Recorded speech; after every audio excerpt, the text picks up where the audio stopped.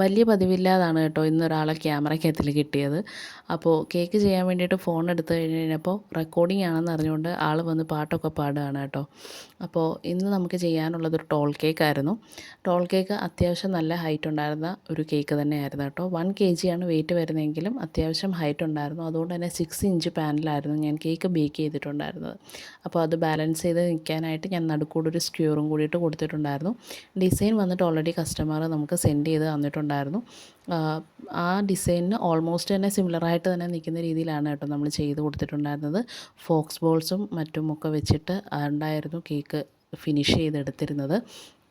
അതിൻ്റെ final look വന്നിട്ട് ഇതായിരുന്നു കേട്ടോ. എനിക്ക് ചെയ്ത് കഴിഞ്ഞപ്പോൾ ഒത്തിരി ഇഷ്ടപ്പെട്ട ഒരു കേക്കായിരുന്നു ഈ ഒരു കേക്ക് എന്ന് പറയുന്നത്. എനിക്ക് അത്രയ്ക്ക് ഇഷ്ടപ്പെട്ടു ഈ ഒരു ഡിസൈന്.